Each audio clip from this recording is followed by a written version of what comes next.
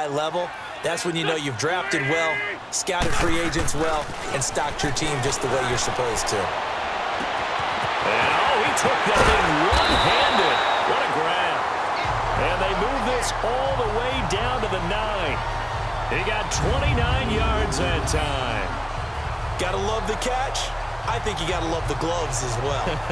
Yeah, these one-handed catches, that was great, and they're fun. They're becoming a little more ho-hum right there. Yeah, they really are. And I know that it sounds like we're taking credit away from the guys, and we don't mean that at all. They really work hard on this one-handed catch thing, but I think the gloves have to be helping in a big way. They'll try and run for it on 1st and goal. He pushes forward for maybe 3 down to the 6-yard line. Defensively here, you're facing a top-5 team in terms of points scored in the NFL, so when they're that high-powered, you've got to find a way to hold them under 20, because to me, that's the magic number. 20-point score, you give yourself your best chance to win. So if they're up around 24, 28, 30, they could be in some trouble. And I think so, because then you turn it into a shootout, and that means your offense has to keep pace. He'll get it up the middle. And he is into the end zone. Touchdown, Philadelphia. Darren Sproles.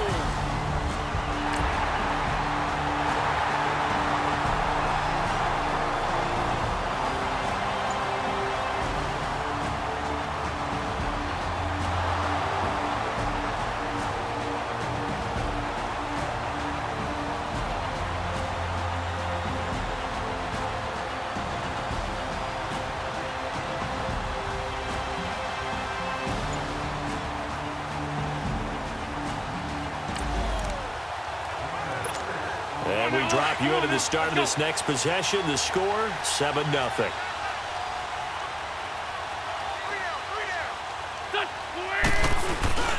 They'll begin the drive with Sproles.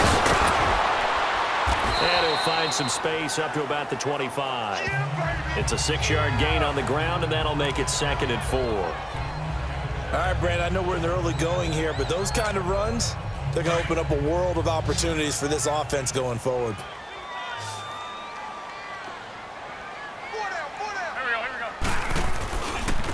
Here's Sproles. And he'll be brought down right at the 30 here. They get 5 out of that one, and it moves the chains. Well, they came into this game saying it was important that they set the tone and show that they can run the football. I believe that they've done that here in the first quarter. So 1st and 10 now from the 30.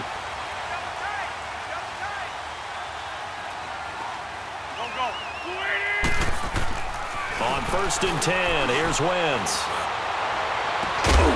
Has it left side. And they get him down, but not before he takes it across the 40-yard line. These are his numbers from last week's contest. 4 catches, 131 yards, and also the score. And he now has 8 touchdowns on the season, and I just know this. He's going to be so eager to run routes in this one and try and get to the end zone at least 2 more times. 10 is a key number. Really signifies that you've had a big year. And he'll be taken down just shy of midfield. 5 yards is the tally on 1st down. That brings up 2nd and 5.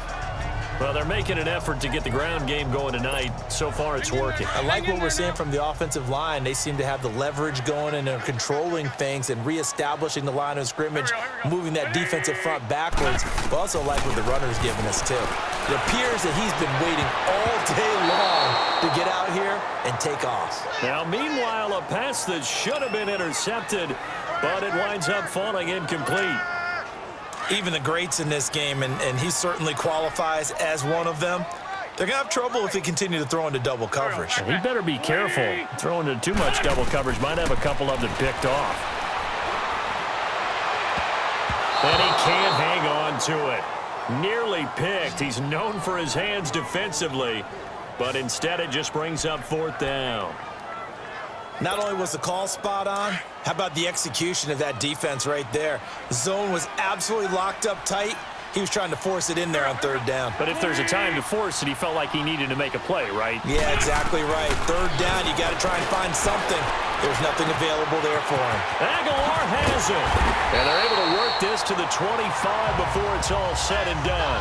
27 yards, a big play there on 4th. It's a game of matchups, and that's why you take your receivers and move them around a bunch, especially your best guys. And when they work out of the slot, you often hear the coaches talk about how great it is because it gives you a two-way go. You can break out or you can break in. That makes it hard to defend. And they're on the move here. They've got it 1st and 10.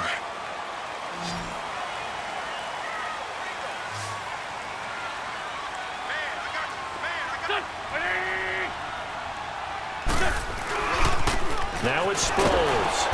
And they take him down, losing yardage back at the 27. It's a loss of 2 there, bringing up 2nd down.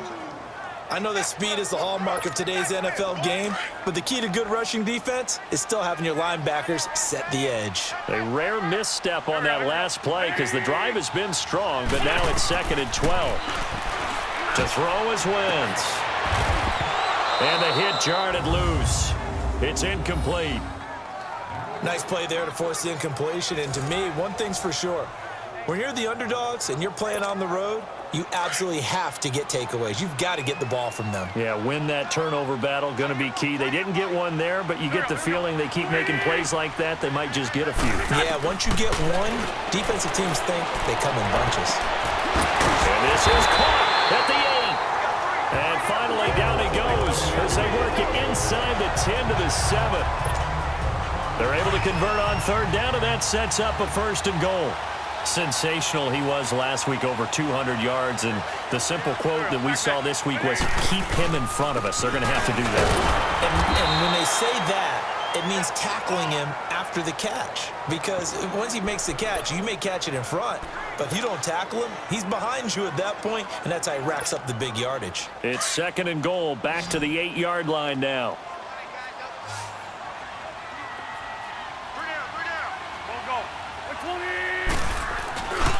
He's going to get it running right. And he'll take it into the end zone for an Eagles touchdown. Darren Sproles with his 2nd TD of the game, his 6th on the year. And the Eagles add on to their lead.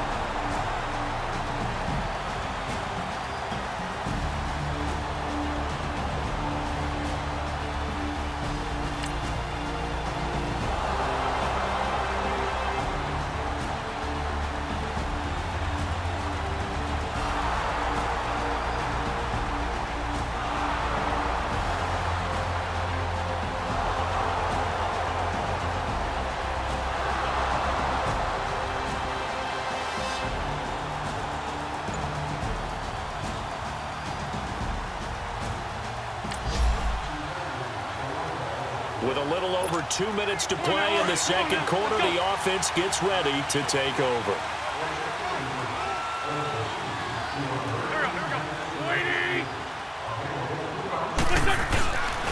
Here's a handoff to Sproles to start the drive.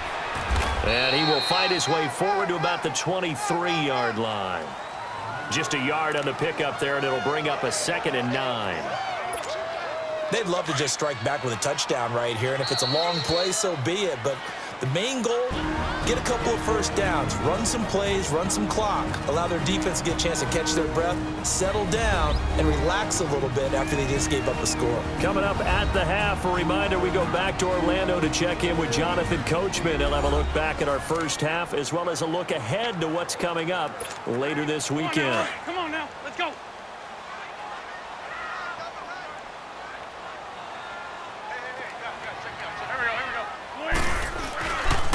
Toss play to Sproles.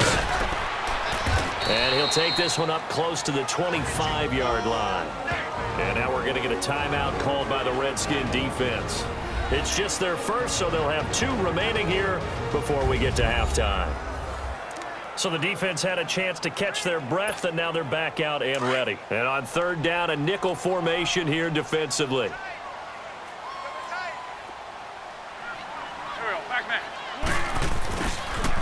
toss to the scat back. This is Darren Sproles. And he's taken down, but able to slip across the 35. The 13 yards that time and a first.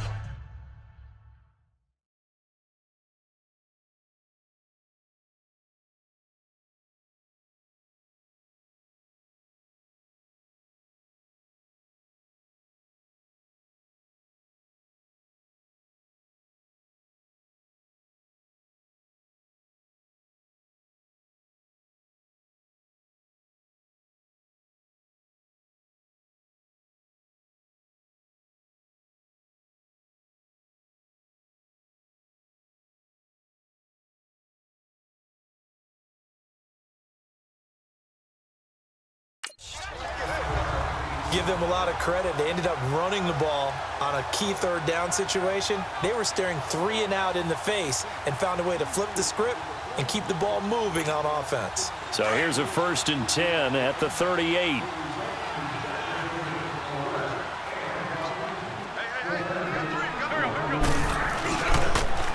Now they'll run it on the toss. Oh, he's got a little daylight. And they'll get this well past midfield before being stopped just before the 35. A big chunk on the ground there, 27 yards. Boy, he does it at a high level, doesn't he? Because when I watch him, I think of his vision. Straight ahead, peripheral. Also has that sense of where holes are going to be before they actually open. I think that helps set him apart from many of the other backs in the league. And the play goes nowhere. Losing yardage back near the 40 at the 39. I like the strategy. Extra tight ends, extra beef. They want to run the football, but that means they probably want to run it inside. If you get strung out on the perimeter, you're in peril. Yeah, we saw the result, negative yardage. Now they'll throw it. Wentz. Oh, he's got a man wide open, complete. And they'll wind up getting this one all the way down inside the 20. And now before this first down play, we're going to get a timeout here, as they'll stop it with 27 seconds remaining here in the second quarter.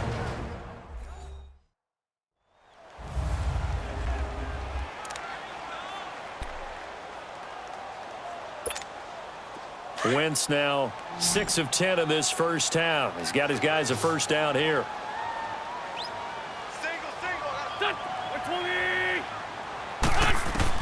From the red zone now, Wentz. And he's got it. And he's brought down. Now the Eagles will use the second of their timeouts as the clock will stop with 21 seconds to go here in the first half.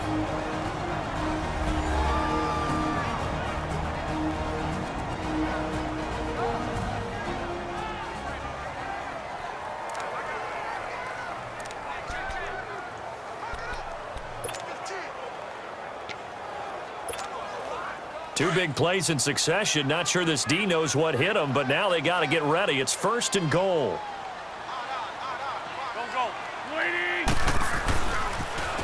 Now they'll run it on the toss. And he will take this one in for an Eagle touchdown. Darren Sproles.